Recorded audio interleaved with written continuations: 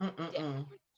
So now, was that difficult, Tabitha? You being a PK and getting into the secular music world?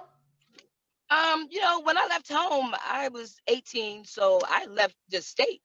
So it wasn't like I was beholden to anything that I was brought up in because my parents were no longer around. Yeah. Mm-hmm. See That's a what difference. what happens is when you are in a position where you are very strictly brought up and your parents have, taught you not, because I couldn't wear pants or anything like that, no makeup or nothing like that. I was one of those Mm-hmm. Laura Ingalls doggone Little House on the Prairie looking girls in school. You know what I'm saying? Hands down, you know what I'm saying? Plain Jane like a mug, you know what I'm saying? So I'm like, what they didn't realize, they were trying to do everything they possibly could to save us in the way that they felt like, you needed to be saved through the Bible or whatever. Yeah. But once a child is born and they are born into this world, it's not up to you anymore. Yeah. And that's what they didn't realize much until life showed their asses. You know what I'm saying? So Mm-hmm. when I turned 18, the first thing I did was leave. You got Mm-hmm. You goals. know, they tried to do everything to try and teach us a certain way, but what they didn't understand is that they were pushing us away while doing that. And I'm like, Yeah. yeah, you don't even get it. You think you're doing everything in life to do everything for your children right or whatever, but we have our own paths that you can't save us for everything. And so Mm-hmm. when I turned 18 and I left home and I did, was out into the world like, oh my God, what did I do? But I was happy that I did it. But still, they weren't in a position to save me anymore. They taught me Mm-hmm. some things that made me be more cautious and aware. But Mm-hmm. now it's my turn. You know what I'm saying? So Right. it didn't really have a preface, so to speak, but it did. It did because I didn't want to disappoint my father. But then Right. once Mm-hmm. I realized that I wasn't living for myself, I had to change that. Mm-hmm. It was part of the hold that he still had on me, even while being away. Right. But then, when I was faced with having to make a decision on whether I wanted to be urban contemporary gospel or R&B, I mean, come on. Yeah. The Yeah. main thing is really about, love. I mean, gospel to me, it has a lot of, I don't think that all music is terrible music because you're not singing about God. Mm-hmm. Mm-hmm. You know what I mean? Mm-hmm. And I'm like, Daddy, I know y'all wasn't singing at the cross in that bedroom. Ain't nobody talking about At the at the cross, cross, where I where I first first saw it. saw Nah, the bro. light. I mean, come on, man. You better put some. I like the way you I know tease that's right. me. I mean, come on, Daddy. I mean, come on. Everybody, there's a place for everything, right? It is. So don't condemn anybody for doing something that just because you wouldn't do it. Right. God allows certain situations, for different reasons. And it's not always about that's Jesus, Jesus. Like, nah, bro, it's not all about that. There's more things out in life. You know what I'm saying?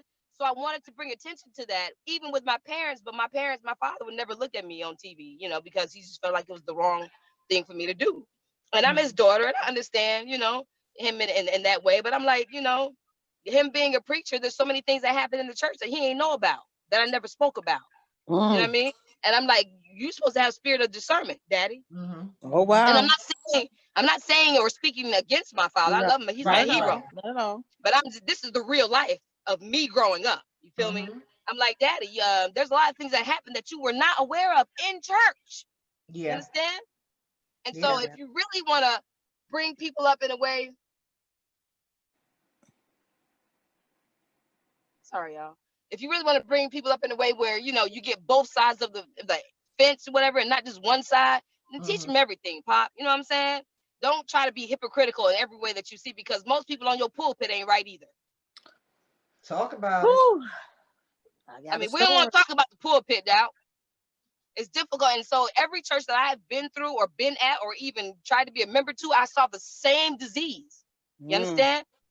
And everybody keep going back to church every Sunday. I said, what you don't realize is that you're making yourself a hypocrite because you feel like I got to go back and get some more glory. So I said, so you need it again. Mm. So you can't do it by yourself.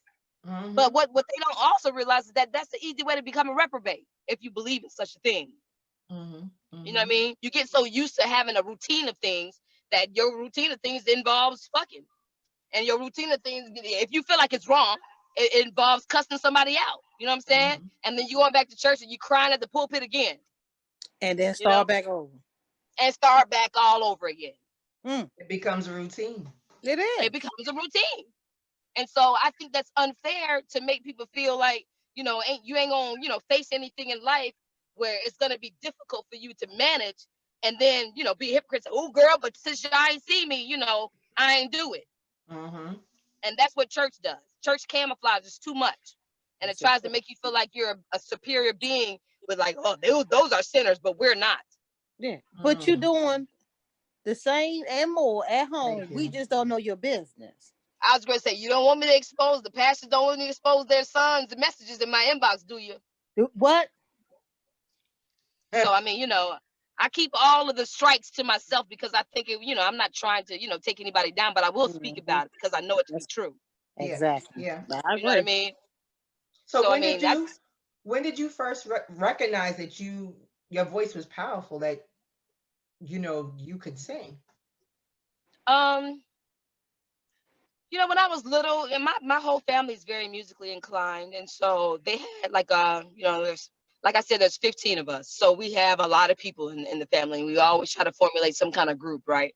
And I got up around, I was probably about 8 or 9 years old, and I got up to sing, and in our little Duncan's group or whatever. Get up, like Sunday and stuff, you know what I'm saying? Got your little outfit on. You know what I'm saying? I'm up there, and them jokers said, "Sit down, you too little." You a baby. I was so hurt, y'all. I was so hurt. I sat in that pew and I scrunched down that seat and I folded my arms and I cried. And I said to myself, you just wait. You just wait. I'll show you. I remember everything. I had no idea what I was talking about.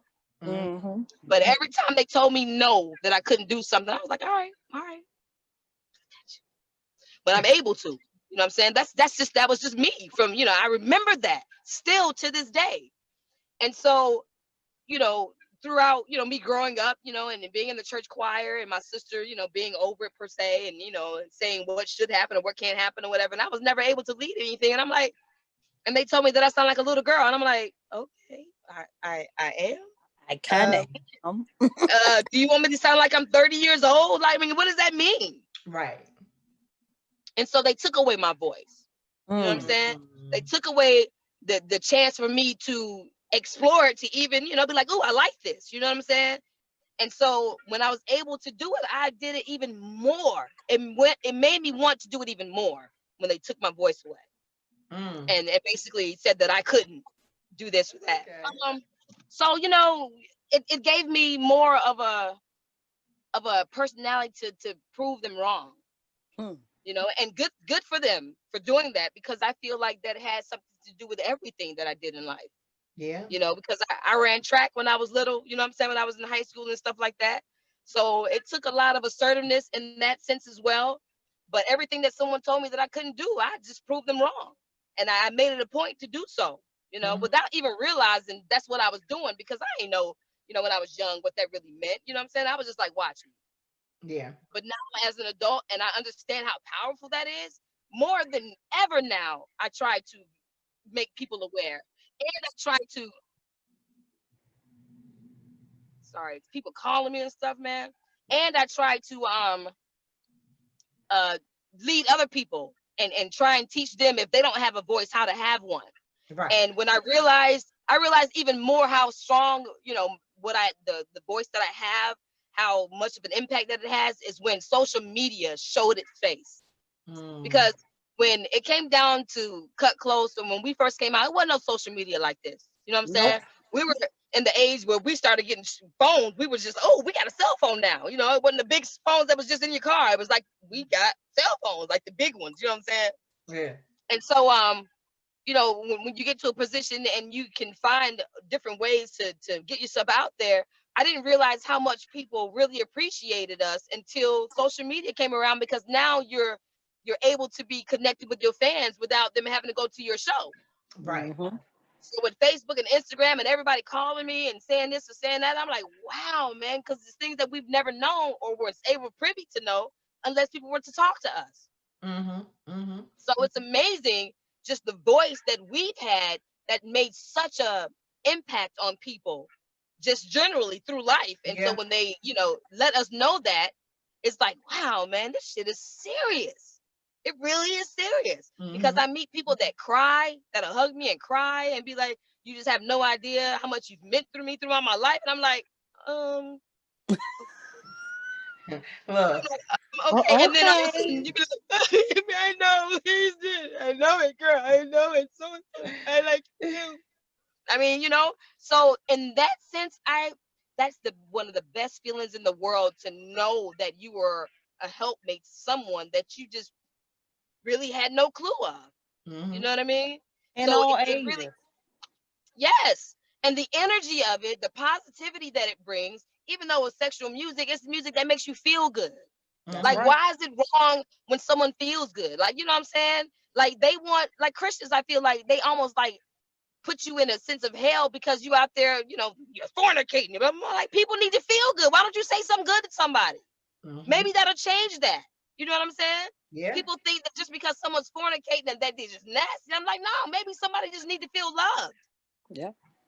You know what I mean? Even if it's temporary, sometimes that's Even what if you it's need. temporary.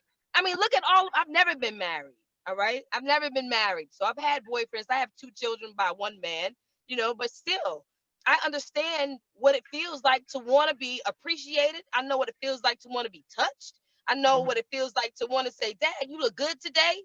You know what I'm saying?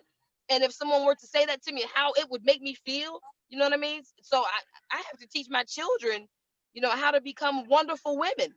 And so I have to speak life into them.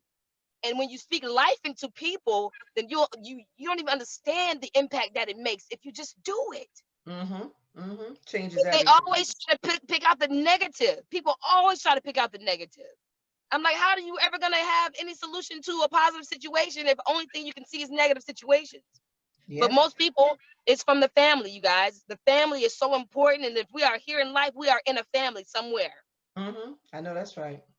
So if we don't understand who we are spiritually between all of us, family wise, man, it's almost like a doomed situation.